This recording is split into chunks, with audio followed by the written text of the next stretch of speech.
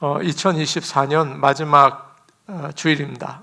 얼마나 빨리 지나갔는지 모르겠어요. 우리 모두가 한 살씩 더 먹었습니다. 나이가 더 들었어요. 시간이 지나면서 육체는 좀 약해지겠죠. 그러나 사랑하는 여러분, 믿음에 있어서는 절대 물러나지 마세요. 그래서 믿음이 더 자랄 수 있기를 축복합니다. 더 성숙하고 더 너그럽고 더 하나님 사랑하고 그렇게 더 잘하시는 귀한 여러분들 되기를 축복합니다. 저희 교회 권사님 이야기입니다. 우리 권사님이 다른 권사님과 전화를 하다가 이런 말을 하셨대요. 언니, 잠깐만 전화 끊어봐. 내 전화기가 어디 있는지 모르겠어. 찾고서 다시 전화할게. 그렇게 얘기를 했대요. 지금 전화를 하고 있는데 전화기가 안 보인 거예요. 그래서 전화기 잊어버렸는데 어떡하지? 언니 전화 끊어봐. 전화 찾아서 내가 다시 전화할게. 그러셨다고 해요. 많이 웃었습니다. 어느 분이 식사 준비를 하고 있는데 전화가 왔어요. 그래서 실컷 수다를 떨다가 아차 하는 생각이 들어서 잠깐만 기다려. 내가 가스불 끄고 올게. 그리고 부엌에 가서 가스불을 끄고서 옆에를 봤더니 몇 시간 전에 소금에 절여놓은 배추가 있는 거예요. 아유, 빨리 김치 담아야겠구나. 그래서 김치를 담았어요. 김치를 담다 보니까 친구랑 전화하던 게 생각나서 전화를 다시 들었어요. 끊어졌어요. 그래서 당황했다는 이야기가 있습니다. 우리가 이렇게 나이가 들면 자꾸 잊어버리죠. 여러분 너무 당황하지 마세요. 다 그렇습니다. 그러나 절대 잊어버리지 말아야 할 것이 있습니다. 여러분도 아시죠? 예수 그리스도입니다. 남편의 얼굴을 잊어버릴 때가 있겠죠. 아내의 얼굴을 잊어버릴 때가 있을지 몰라요. 그렇지만 예수 그리스도를 꼭 잊지 말고 구원의 소망을 가지고 사시기를 간절히 축복합니다. 아멘.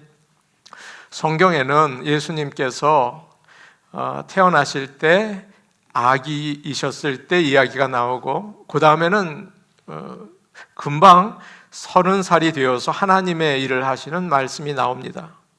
그 중간이 이렇게 건너뛴 거죠. 여러분 참 궁금하지 않으세요? 예수님의 유년 시절이 어땠을까? 오늘 말씀은 성경에서 예수님의 어린 시절에 대해서 이야기한 유일한 곳입니다. 다른 성경에는 나오지 않죠. 누가 복음을 기록한 누가가 예수님의 어머니인 마리아와 인터뷰를 합니다. 인터뷰를 하다가 마리아가 예수님을 키우면서 가장 기억에 남는 이야기 한 토막, 그것을 누가에게 이야기해 준 것 같아요. 그래서 오늘 말씀에서 예수님의 어린 시절이 쭉 있었는데 그 중에서 가장 기억에 남는 이야기 한 토막을 해주고 있습니다. 이 말씀을 통해서 오늘 은혜를 받기를 원합니다. 41절과 42절 말씀 우리 같이 보겠습니다. 41절, 42절입니다. 함께 보십니다. 시작. 그의 부모가 해마다 6월절이 되면 예루살렘으로 가더니 예수께서 12살 되었을 때에 그들이 이 절기의 관례를 따라 올라갔다가 예수님이 12살이 되셨습니다. 그때가 아주 중요해요. 유대인들은 13살이 되면 성인식을 했습니다. 바 미츠바라고 합니다. 율법의 아들, 바가 아들이라는 뜻이에요. 율법의 아들이라는 뜻입니다. 그래서 한 해 전에 12살이 되었을 때 6월절에 아버지와 함께 예루살렘에 가서 성경을 배우고 예배를 어떻게 드리나 그것을 배웠습니다. 그래서 오늘 말씀 우리가 읽은 41절 말씀을 보니까 이런 말씀이 있어요. 42절이죠. 절기의 관례를 따라 올라갔다라고 되어 있습니다. 소년 예수는 아주 믿음이 좋은 집에서 자랐습니다. 요셉과 마리아는 예수님께서 태어난 지 8일이 되었을 때 할례를 주었고 천사가 가르쳐 준 대로 그날 예수라는 이름을 붙여 주었습니다.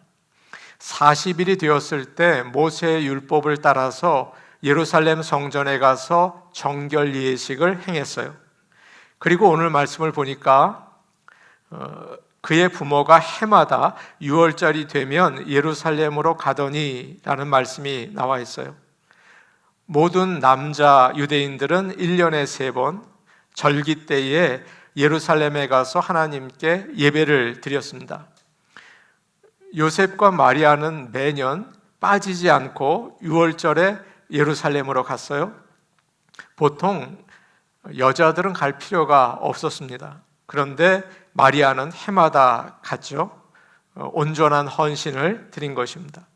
그리고 예수님께서 12살이 되었을 때는 가족이 다 같이 6월절을 지키기 위해서 예루살렘으로 갔습니다.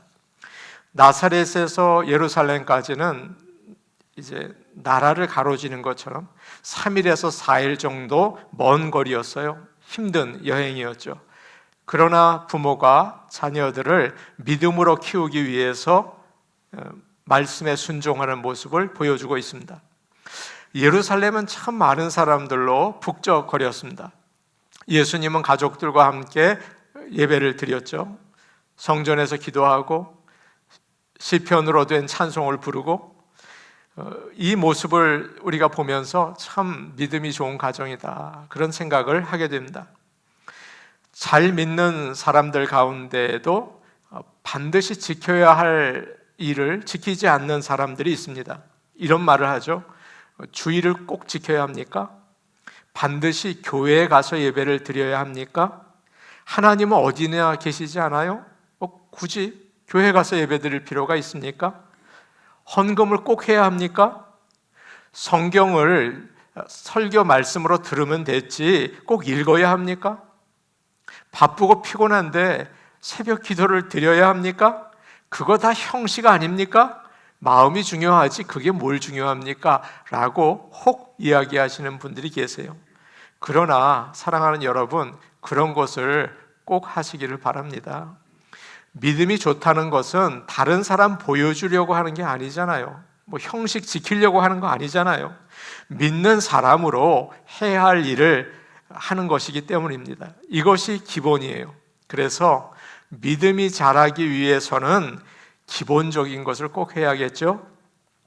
어느 집은 크리스마스마다 식구들이 여행을 갑니다.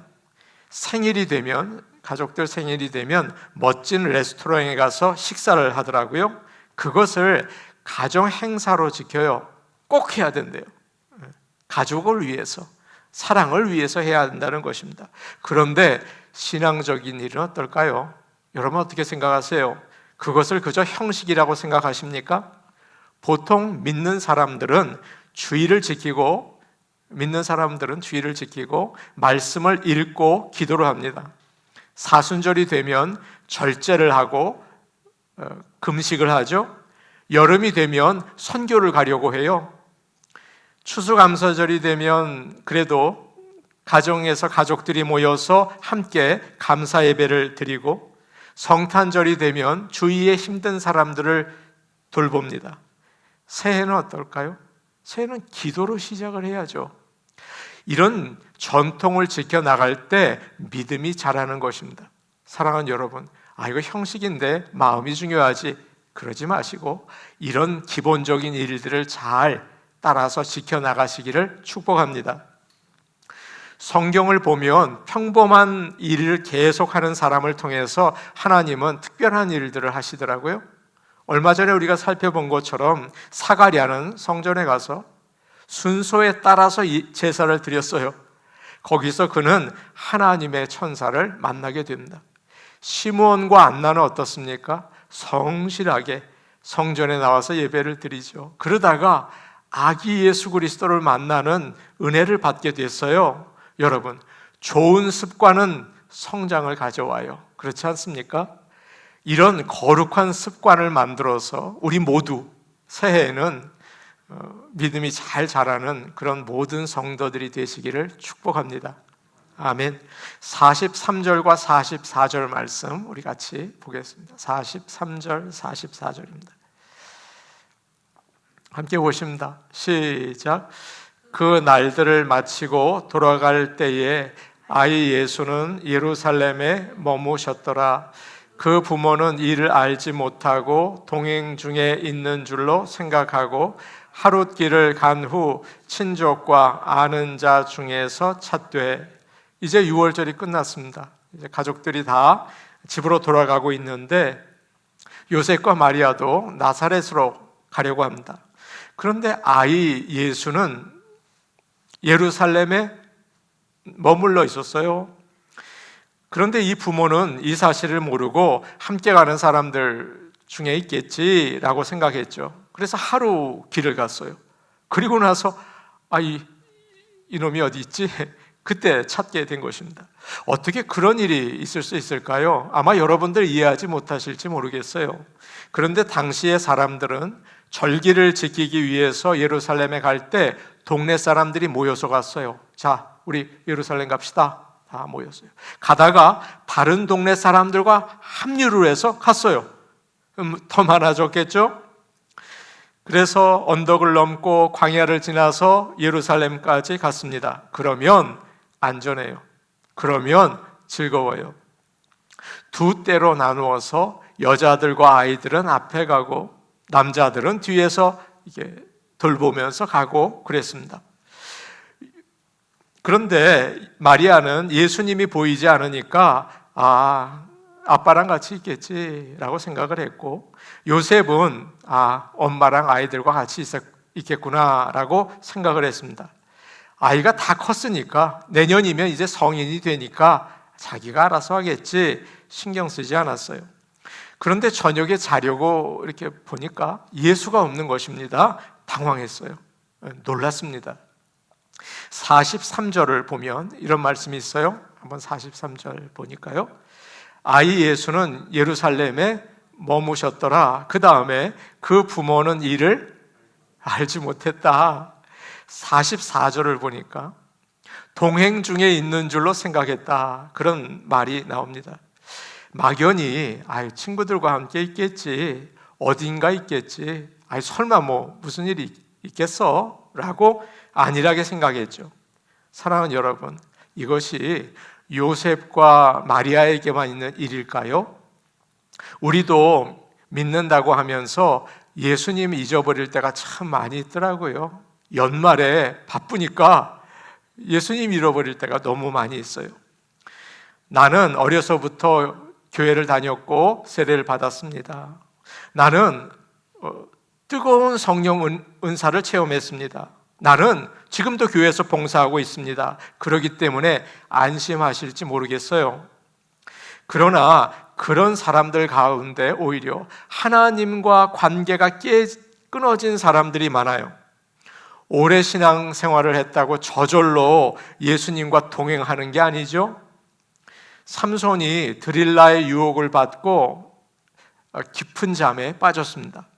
그런데 그의 힘의 근원이 머리카락이 그 사이에 다 잘려버린 거예요. 그 다음에 나오는 말이 참 재미있어요. 여호와께서 자기를 떠난 줄을 깨닫지 못하더라 라는 말씀이 나와 있습니다. 성령님이 떠나신 것을 잊어버린 것입니다. 엘리의 아들들은 블레셋과 전쟁을 할 때 법궤를 가지고 나갔습니다. 우리는 제사장이다. 우리는 하나님의 말씀과 함께한다. 그렇게 생각했죠. 그러나 사실 하나님은 함께하지 않으셨어요. 이 시간 우리 자신을 한번 돌아보시기를 바랍니다. 정말 예수님이 나와 함께 계십니까? 우리 교회를 한번 생각해 보시기 바랍니다. 정말 이 교회는 예수님이 함께 하고 계십니까? 예수님이 안 계신데 나와 함께 계신다. 어딘가 계시겠지. 우리와 함께 하시겠지. 이렇게 착각하는 건 아니세요? 오늘 한번 마지막 주일을 맞아서 정말 예수님이 나의 가정과 함께 하시나 돌아보시는 그런 주일이 되기를 원합니다. 데살로니가 전서 5장 3절 말씀인데 우리 같이 한번 보겠습니다. 데살로니가 전서 5장 3절 말씀입니다. 함께 보시겠습니다. 시작. 그들이 평안하다 안전하다 할 그때에 임신한 여자에게 해산의 고통이 이름과 같이 멸망이 갑자기 그들에게 이르리니 결코 피하지 못하리라. 우리가 편안하게 신앙생활을 하고 쉽게 신앙생활을 할 때 예수님을 잃어버리기가 쉬워요. 어떻게 돈을 벌까? 어떻게 재미있게 살까? 고민하기보다는 어떻게 예수님을 잘 믿을까? 고민할 수 있는 저와 여러분이 되기를 원합니다. 어떻게 하면 사람들에게 좀 잘 보일까? 어떻게 하면 교인들에게 목사가 좀 잘 보일까? 이런 고민을 하기보다는 어떻게 하나님을 기쁘시게 할까? 이런 고민을 할 수 있는 우리 교회가 되기를 원합니다. 악한 마귀는 우는 사자와 같이 삼킬 자를 찾고 있어요. 틈만 나면 목사 꼬꾸라뜨리려고 그러고 성도들 시험 받게 하려고 하고 얼마나 돌아다니는지 몰라요. 그저 사람들과 재미있게 지내고 사람들과 친하게 지내려고 하기보다는 우리가 하나님께 가까이 가기를 간절히 원합니다. 어느 장로님이 밤을 새워서 사극 비디오를 보셨어요. 조선시대를 배경으로 하는 한명회라는 드라마였습니다. 한 편이 끝날 때마다 감칠맛 나게 끝이 나요. 그래서 이분이 딱 한 편만 더 보자. 그래, 이게 마지막이야. 그러면서 보다가 이제 새벽에 잠을 주무시게 됐어요. 다음 날이 주일이라 아침에 허겁지겁 일어나서 교회를 가보니까 그날 대표 기도이셨습니다. 밤에 잠을 자지 못해서 아주 몽롱한 상태였어요. 이제 강단에 올라가서 기도를 해야 하는데 큰일 났습니다. 그래도 장로님이 평소에 하던 이제 모습이 있어서 그래서 기도를 잘 이제 했습니다. 이제 예수님의 이름으로 기도합니다. 아멘. 그러면 되는데 갑자기 입에서 성은이 만거가옵나이다. 아멘. 그게 나왔어요. 얼마나 당황했어요. 교인들도 당황하고 그랬습니다. 사랑하는 여러분, 세상의 것 자꾸만 들다보고 세상의 것 자꾸만 받아들이다 보면 예수님이 어디 가시나 잊어버리게 되는 거죠. 항상 주 안에 항상 주님과 함께 사시는 모든 성도들 되시기를 원합니다. 43절을 보니까 우리 43절 말씀 한번 다시 볼까요? 우리 같이 한번 읽어볼게요. 43절 시작. 그 날들을 마치고 돌아갈 때에 아이 예수는 예루살렘에 머무셨더라.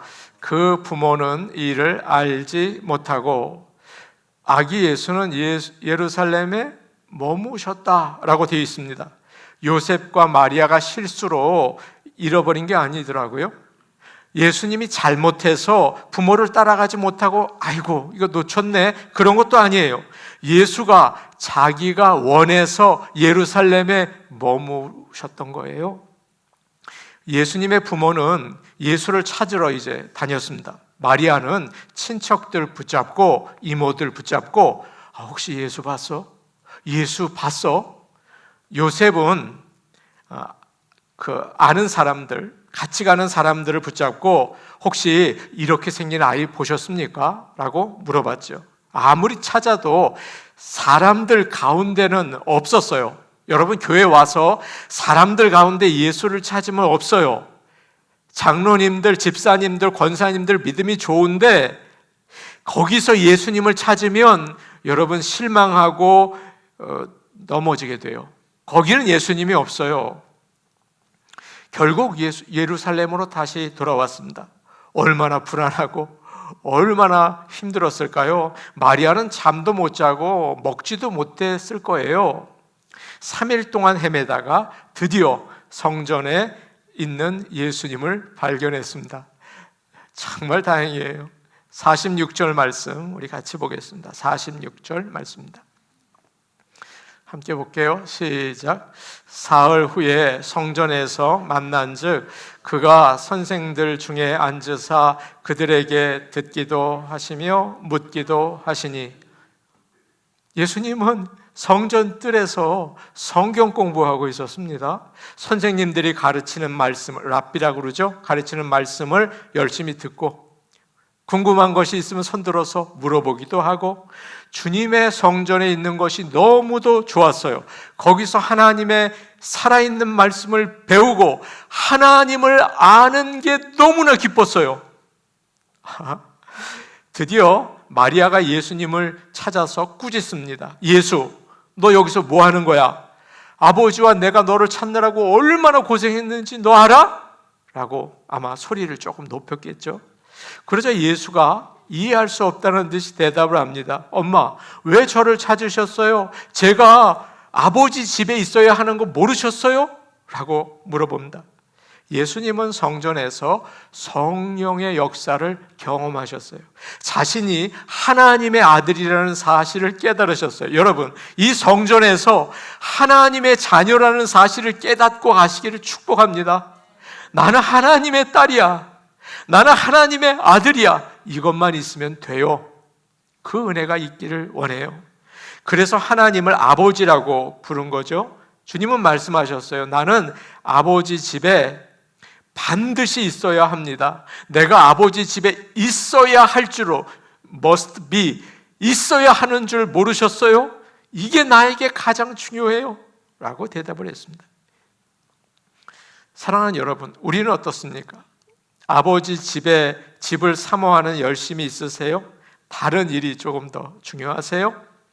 아버지 집에서 예배드리고 기도하고 찬송하고 하나님의 말씀을 듣는 일은 내 평생에 양보할 수 없는 가장 중요한 일이에요. 어떤 무엇보다도 이게 가장 중요해요. 그래서 주의 집, 아버지의 집을 사모하시기를 바랍니다. 어느 청년 이야기입니다. 그는 처음 예수를 믿고 너무 어려웠습니다. 처음 예수 믿는 분들은 조금 어려우실 거예요. 아버지가 매일 아침 새벽 5시에 일어나시는데 일어나자마자 곧바로 텔레비전을 트신대요. 얼마나 크게 트시는지 이 청년의 방까지 들려서 도무지 말씀을 묵상할 수가 없었습니다. 그래서 일어나자마자 습관처럼 학교 도서관으로 갔어요. 거기서 조용히 기도하고 하나님 말씀을 묵상했어요. 당시에 이 청년의 집에는 여러 가지 어려운 문제들이 너무 많이 있었는데 이 청년이 기도하기 시작하면서 하나님은 어두운 가정에 빛을 비춰 주셨어요. 먼저 그 복잡하던 가정이 평안해졌어요. 그리고 가족들이, 특별히 이 청년의 동생들이 예수를 믿기 시작했어요. 그러다가 이 청년은 군대를 가게 되었습니다. 군 생활을 마치고 돌아와 보니 집이 다시 황폐해 있는 거예요. 부모님들은 싸우고, 여동생은 대학을 자퇴하고, 남동생은 사춘기에 이름이 밖으로 계속 돌아다니고, 한숨이 나오고 안타까워서 눈물이 났어요. 이 청년은 다시 무릎을 꿇기 시작했어요. 그러자 신기하죠? 하나님은 가정을 회복시켜 주셨어요. 그가 깨달았어요. 아, 집에서 한 사람이 진정 하나님을 사랑할 때 은혜를 받는구나 하는 것을 알게 되었습니다. 사랑하는 여러분, 우리는 하나님의 성전입니다. 우리는 반드시 아버지 집에 살아야 합니다. 그래서 성령 충만한 삶을 살 때 그 열매가 우리가 있는 곳에 나타날 줄로 믿습니다. 요셉이 있는 곳마다 형통했어요. 아니, 이 친구는 왜 가는 곳마다 이렇게 형통한 거야? 하나님이 함께 하셨어요. 하나님 앞에 무릎 꿇는 가정은 성령의 열매가 나타나요. 여러분, 이것을 잊지 마시고 새해를 맞이할 수 있기를 축복합니다. 아멘. 40절과 52절, 오늘 말씀을 이렇게 감싸고 있는 두 말씀이 있는데 왜 이런 이야기를 마리아가 했는지를 가르쳐주고 있어요. 40절과 52절 말씀을 우리가 같이 보겠습니다. 비슷한 말씀이에요. 40절 먼저 볼게요. 시작. 아기가 자라며 강하여지고 지혜가 충만하며 하나님의 은혜가 그의 위에 있더라. 52절 말씀도 비슷합니다. 시작. 예수는 지혜와 키가 자라가며 하나님과 사람에게 더욱 사랑스러워 가시더라. 아기가 자라며 강하여졌다. 그리고 키가 자랐다라고 되어 있어요. 예수님은 하나님의 아들이셨어요. 그런데 사람의 몸으로 태어나셨어요. 보통 우리와 똑같죠. 구유에 누인 아기였을 때는 아무것도 하지 못하고 밤에 배고프다고 울고 어머니가 젖을 주고 트림 시켜주고 또 젖은 기저귀 갈아 주었습니다. 그 기고 걷고 뛰고 소년으로 자랐죠. 아마도 요셉의 집에는 아이가 자랄 때 키를 재는 그런 벽에다 키 재고 연필로 긋는 그런 곳이 있었을 거예요. 이 아이는 건강하게 자랐습니다. 예수는 키가 자란 것처럼 지혜도 자랐어요. 여러분, 여기서 지혜는 지혜와 키가 자랐다. 여기서 지혜는 지식이 아닙니다. 여기서 말하는 지혜는 IQ가 높은 게 아니에요. 어려서 산수 계산을 빨리 했다.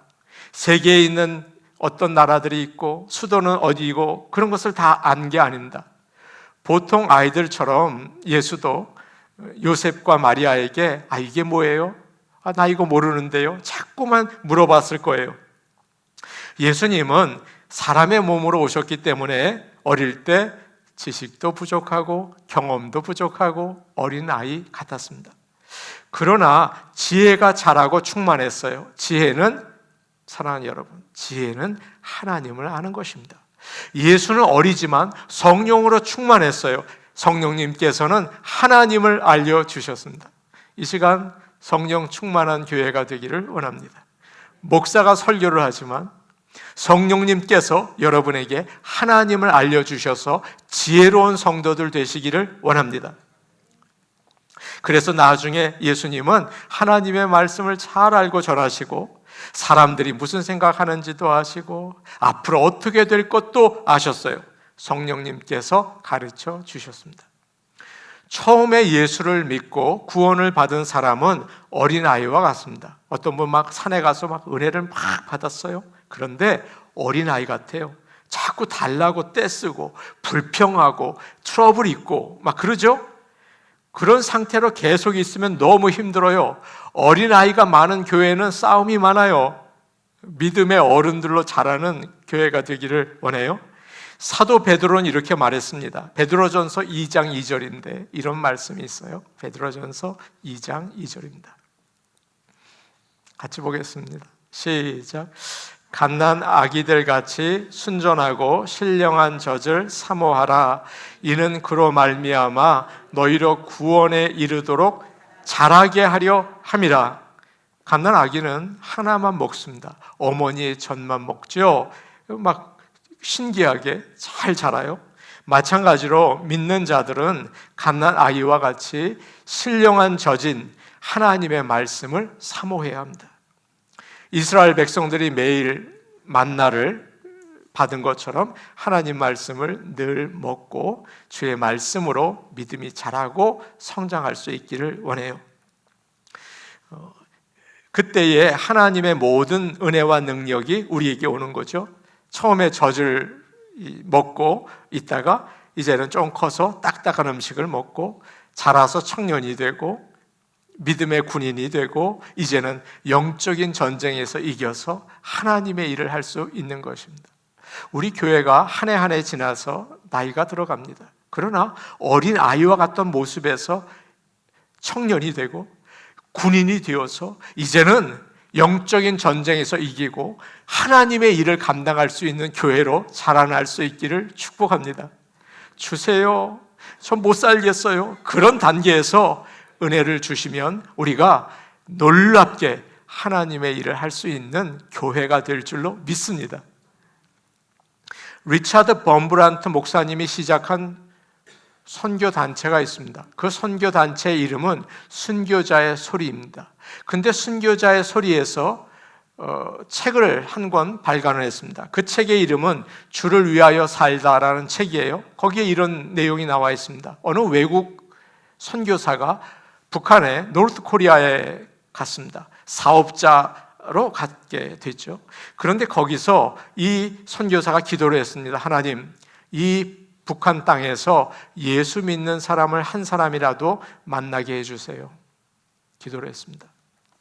어느 날 그가 묵고 있던 호텔에서 일하는 한 소년이 그의 손을 붙잡았습니다. 그가 야, 왜 그래? 하고 뿌리치려고 하는데 손에다가 십자가를 이렇게 그 표시를 그 소년이 했습니다. 그래서 예수 믿는 아이구나 라는 걸 알고 몰래 비밀로 그 소년을 다시 만나게 됩니다. 그 소년이 이야기해요. 저희 아버지는 예수를 믿다가 감옥에 갔고 우리 가족들은 다 흩어졌습니다. 저는 지금 말할 수 없이 어렵습니다. 믿음을 지키려고 애를 쓰고 있어요. 이 선교사가 내가 너를 어떻게 도와줄까? 그러자 이 소년은 생각지도 못한 이야기를 했습니다. 제가 부탁할 것이 있습니다. 제가 호텔에서 일하고 푼푼히 받은 팁으로 돈을 모아서 11조를 준비했습니다. 그런데 11조 할 데가 없어요. 이것 좀 해주시겠어요? 라고 부탁을 했습니다. 두 번째로 저는 세례를 받은 적이 없습니다. 제가 이제 죽을지 모르는데 세례를 받고 죽고 싶어요. 또 저는 한 번도 성찬식이라는 걸 해본 적이 없습니다. 제가 성찬식을 받을 수 있을까요? 마지막으로 저는 너무 형편없는 성경책을 가지고 있는데 정말 괜찮은 성경책을 받을 수 있을까요? 이 부탁을 했어요. 이 절망적인 상황에 있는 소년이 정말 예수를 믿는다는 게 밝혀지면 죽잖아요. 그런데 믿음이 자라고 있어요. 푼푼히 모은 돈으로 11조를 하고 있어요. 세례를 받고 죽고 싶어 해요. 그리고 우리는 그렇게 쉽게 받는 성찬식을 그 주님의 몸과 피를 받고 싶어 해요. 그리고 성경책을 달라고 해요. 읽고 싶어서. 우리는 너무 쉽게 믿고 있질 않나요? 우리는 너무 가볍게 신앙생활을 하고 있질 않나요? 그래서 육체가 약해지면 믿음까지 약해져서 나이 들면 다 그런 거야. 눈도 안 보여. 거기서 끝나는 신앙이 되고 있지는 않는가요? 간절한 마음이 필요합니다. 나이가 들수록 믿음이 더욱 자라나야 합니다. 그래서 육체는 약해지지만 주 앞에서 성숙한 사람으로 자라나야겠습니다. 사랑하는 여러분, 그런 점점 믿음이 자라는 축복받은 성도들이 되시기를 간절히 바랍니다. 요셉과 마리아가 예수를 잃어버렸어요. 여러분 혹시 예수님 잃어버리셨어요? 어디서 찾으려고 하십니까? 바로 성전입니다. 여러분 오늘 교회 왜 오셨어요? 교회 왜 오셨어요? 부자가 되려고 오셨으면 세상이 빨라요. 그리고 재미있으려면 세상이 빨라요. 여기 왜 오셨습니까? 여기는 예수님이 머무시는 곳입니다. 예수님을 만나는 곳입니다. 찬양 가운데, 기도 가운데, 이 부족한 사람이 전하는 말씀 가운데 예수를 만나야 합니다. 우리는 예수를 만나러 여기 온 것입니다. 저는 이민 목회를 하면서 방황하는 사람들을 정말 많이 봤습니다. 이 교회 갔다가 저 교회 갔다가 집안은 형편이 없고 어디에 가서 내 영혼을 맡겨야 할까? 어디에 가서 영원한 생명수를 마실 수 있을까? 어디에 가면 살아있는 하나님의 말씀을 들을 수 있을까? 얼마나 많은 사람이 왔다 갔다 하는지 여러분 아시죠?